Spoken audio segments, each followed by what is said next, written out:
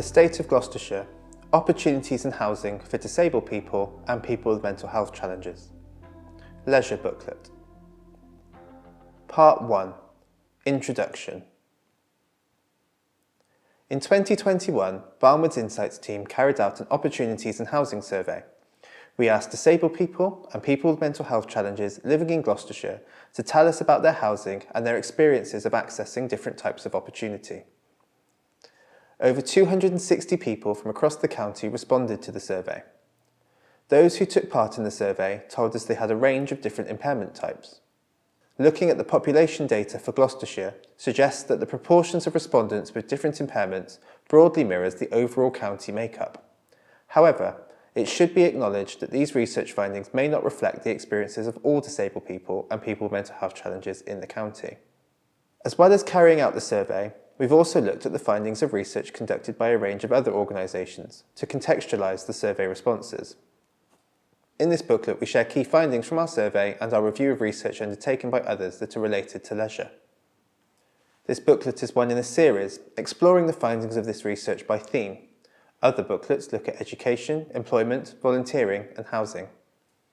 For more information about the methodology of the research, please contact Roz Warden, Head of Insights on 01242 539 935 or at ros.warden@barnwoodtrust.org.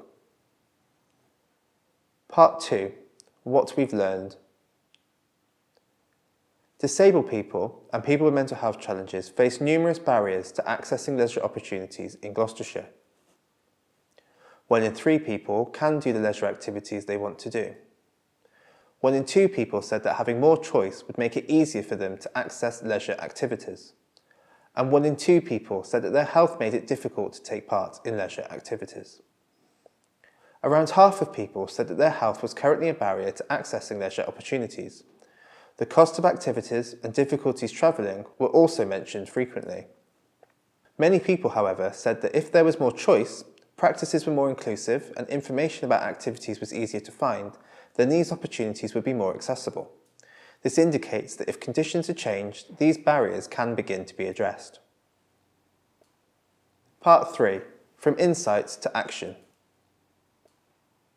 Together, the research findings from the survey and other national data highlight the importance of proactive engagement with disabled people to generate solutions, accessible information provision and greater choice. For leisure, some suggestions for how you might do this are included later. More detailed recommendations can be found at the end of this booklet. Engage. Engage with disabled people to gather feedback about how inclusive venues and activities currently are and any common challenges. Inform.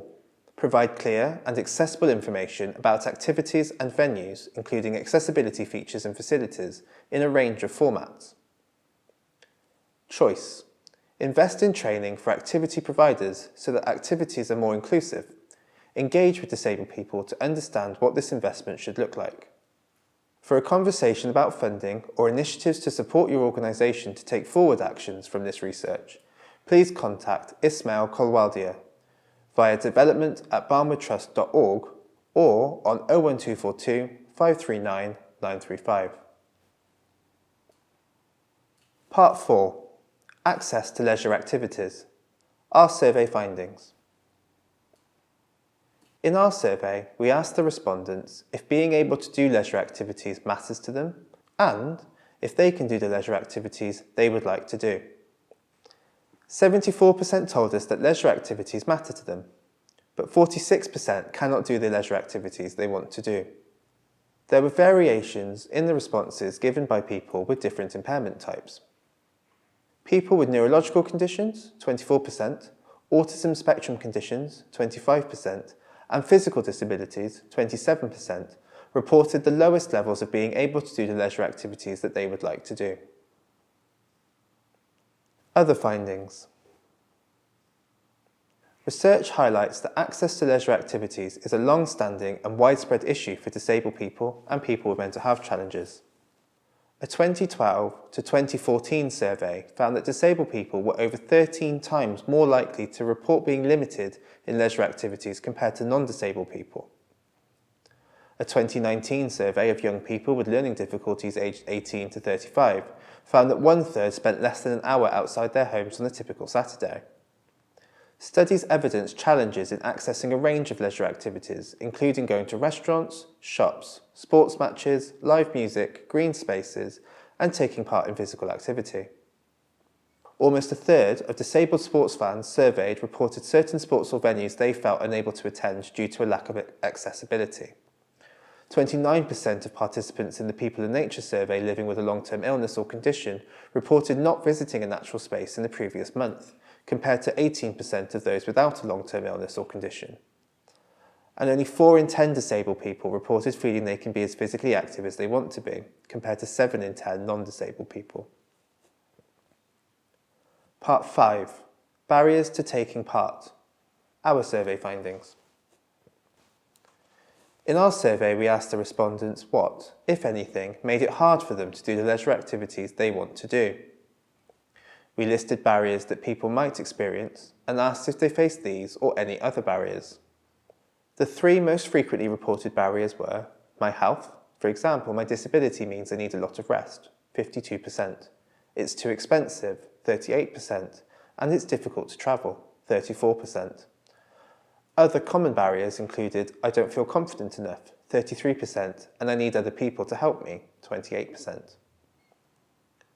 Although health was identified as a barrier to taking part in leisure activities, respondents also reported a range of ways in which opportunities could be more accessible and inclusive. This reflects the social model of disability, which describes how people are not disabled by their impairment or health condition, but by barriers in society, for example, in inaccessible buildings. Other findings. National research documents a variety of barriers for disabled people and people with mental health challenges to taking part in leisure opportunities. This includes physical, financial, and attitudinal barriers, as well as services and activities which are not inclusive. 3/4 of participants in a survey about everyday access to restaurants, shops, and attractions reported finding inaccurate, unclear, and misleading information on venue websites. Top barriers reported by disabled sports fans to attending live sports included physical access at stadiums, anxiety, or a lack of confidence, and costs. 4 out of 5 deaf and disabled music fans reported difficulties in booking access for live music events. For example, arranging a step-free seat or a ticket seat for a personal assistant. Research on disabled people's participation in sports and physical activity found that disabled participants were less likely to say that activity leaders met their needs or considered them in a session. Part 6. What would help? Our survey findings. In our survey, we asked the respondents what, if anything, would most help them to take part in leisure activities.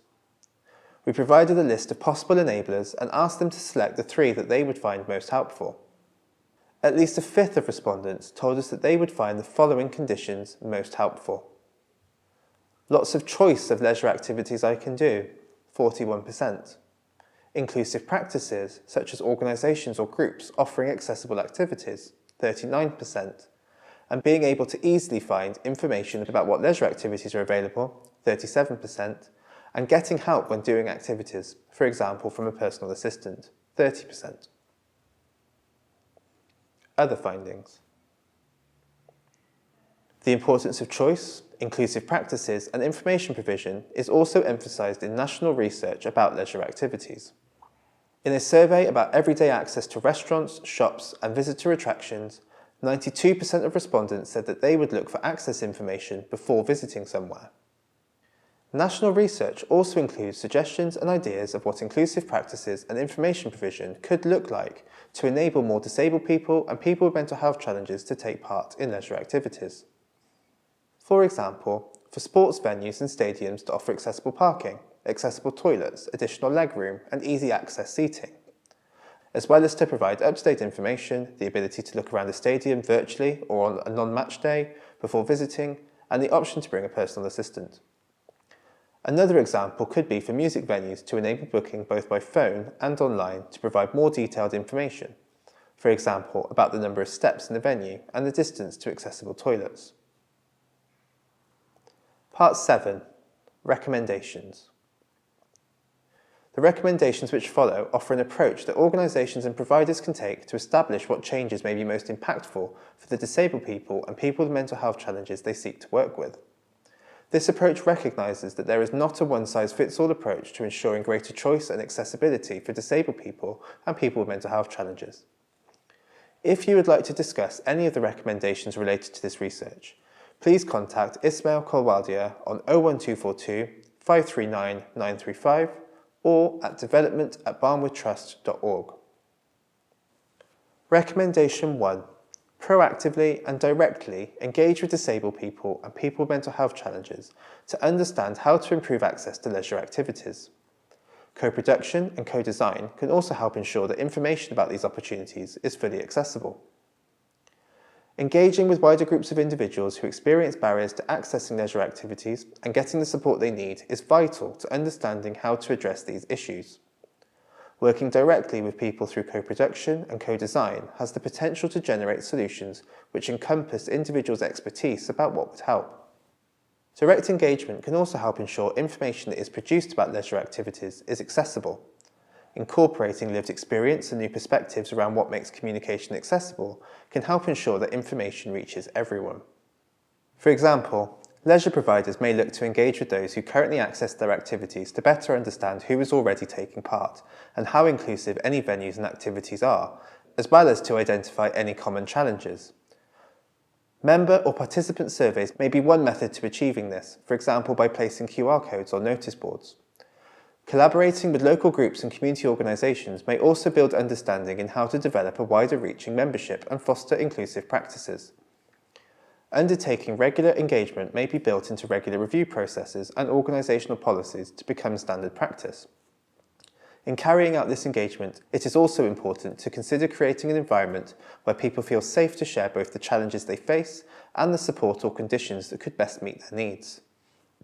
For example, engaging about access to leisure activities can help identify the accessibility information it may be useful to share about activities, facilities or venues.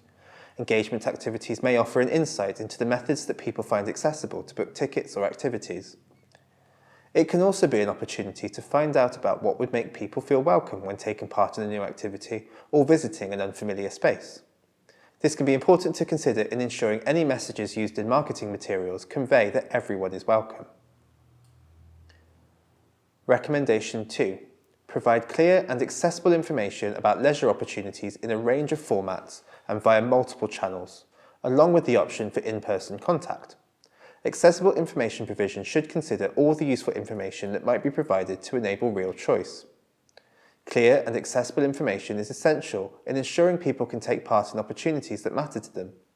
This means providing timely information in a range of formats from easy read to audio, large print and braille across a variety of media, print and digital. For example, leisure providers may want to explore using a wider variety of methods to share information in a range of formats, including both visual and audio. This may include photographs or pictures of the internal layout of a venue or of equipment and facilities. It may also include how to access the venue, the number of steps, the distance between seating areas and other facilities, the location of accessible and changing places toilets, and an information about access for carers, personal assistants and support animals. Clear information provision isn't simply about making written communications accessible. Having staff members available to answer questions and plan with someone around individual preferences and access requirements can make a huge difference to a person's experiences and be invaluable. For example, online information and booking systems can be practical for some but aren't always accessible to everyone. Some people may prefer to speak to someone to explain their needs or ask questions before booking or visiting. Pre-release tickets that are only available online, for example, can be exclusive. The option of talking to someone by phone can help overcome these barriers. Engaging with individuals in this way can help create the conditions that make an opportunity accessible for an individual. Recommendation 3.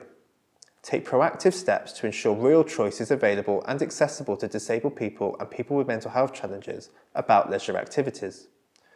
Choice is more than just a greater range of options. It's about making sure that what's currently on offer is accessible to everyone. Proactive steps to increase choice and variety through better engagement might include looking at current practices and support and thinking about and discussing factors where choice could currently be hindered. For example, leisure providers may build on the information gathered through engagement activities to review their inclusive practices and increase the choices available to disabled people. This may include investing in staff training about disability awareness, accessibility and inclusion. Current available options might themselves be limiting choice. The conditions and context around an activity, such as the facilities within a premises and accessibility of transport and parking, are just as important as the variety of activities on offer. For example, for leisure providers who are actively expanding their offer to disabled people, think about the whole experience. Consider how easy it is to reach a venue, the cost to travel there and to attend, and the customer experience when people arrive. There may be options for subsidised travel or membership options. Again, to summarise, the 3 key recommendations were: 1. Proactively and directly engage with disabled people and people with mental health challenges to understand how to improve access to leisure activities. Co-production and co-design can also help ensure that information about these opportunities is fully accessible. 2. Provide clear and accessible information about leisure opportunities in a range of formats and via multiple channels, along with the option for in-person contact. Accessible information provision should consider all the useful information that might be provided to enable real choice. 3. Take proactive steps to ensure real choice is available and accessible to disabled people and people with mental health challenges about leisure activities. Choice is more than just a greater range of options. It's about making sure that what's currently on offer is accessible to everyone. Barmer Trust would like to thank everyone who took part in this research and partner organisations who supported in developing and distributing the survey. For more information about this research, including copies in accessible formats, please contact Roz Warden on 01242 539 935 or at ros.warden@barmertrust.org. To get involved in conversations about taking forward the recommendations of this research, please contact Ismail Kolwaldia via development@barmertrust.org or on 01242 539 935.